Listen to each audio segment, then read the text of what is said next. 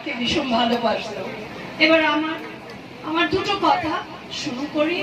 এতগুলো মেয়ে দেখে আমার খুব আনন্দ হচ্ছে।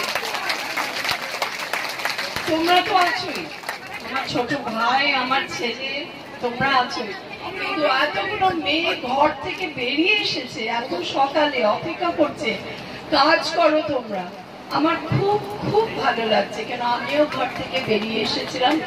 সবসময় স্কুলে কলেজে পড়ার দরকার নেই, কিন্তু বেরিয়ে এসে আমিও কিন্তু তোমাদের মতো রোজগার করেছি। তো আমি চাইবো যে শুধু পুরুষ মানুষ কেন রোজগার করবে, তোমরাও করবে। অনেক ওয়েলফেয়ার স্কিমস আছে, তোমরা অনেক কিছু হাতের কাজ করতে পারবে। তোমাদের কাছে ধরিয়ে দিতে হবে, শেখাতে হবে, আর তোমরা করবে। কেউ যেন না বলে যে আমরা কাজ করি না। আমাদের স্বামীর অনেক অসুবিধা হয়, তারা রিটায়ারমেন্ট নিতে হয়, ফ্যাক্টরি বন্ধ হয়ে যায়। হিন্দুস্তান কেবলসটা খুলতে পারবো কি না আমরা কেউ জানি না, চেষ্টা করবো। শুনেছি কিছু বাকি নেই, কিন্তু অন্য তো কোম্পানি আছে যাতে ওরা বন্ধ না হয়, যারা ওরা ভালোভাবে থাকতে পারে, আমরা সেইখানে কাজ করতে পারি, সেটা তো আমরা চেষ্টা করবো। আসানসোলে গাছ লাগাবো যাতে পলিউশনটা, এই পিচ্ছিল হাওয়াটা আমাদের বাচ্চাদের মুখে না লাগে। গাছ লাগাবো, ভালো থাকবে।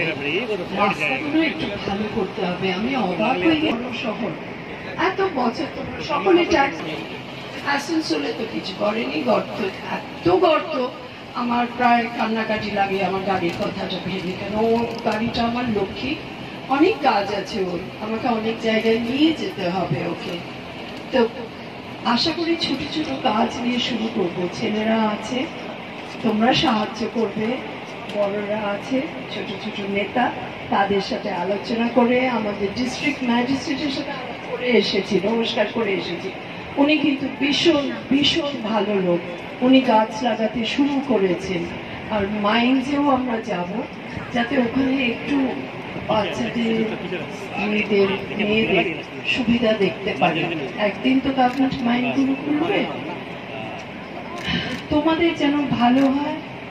আমার মায়ের আশীর্বাদ আমার কাছে আছে, আমার মা আমাকে দুহাত দিয়ে জড়িয়ে আছে, নয়তো এরকম যেখানে যাই এত ভালোবাসা আমি পেতে পারতাম না।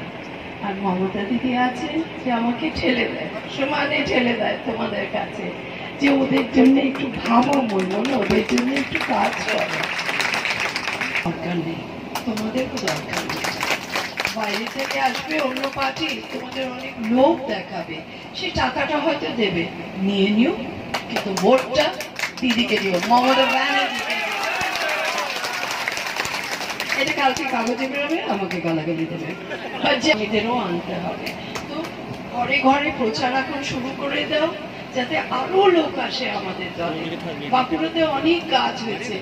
আমার শুধু একটাই কথা, যে আমি তোমাদের জন্য কাজ করতে চাই, আর যা কাজ করতে পারবো তোমাদের সাথে আলোচনা করে অনেক কাজ করবো।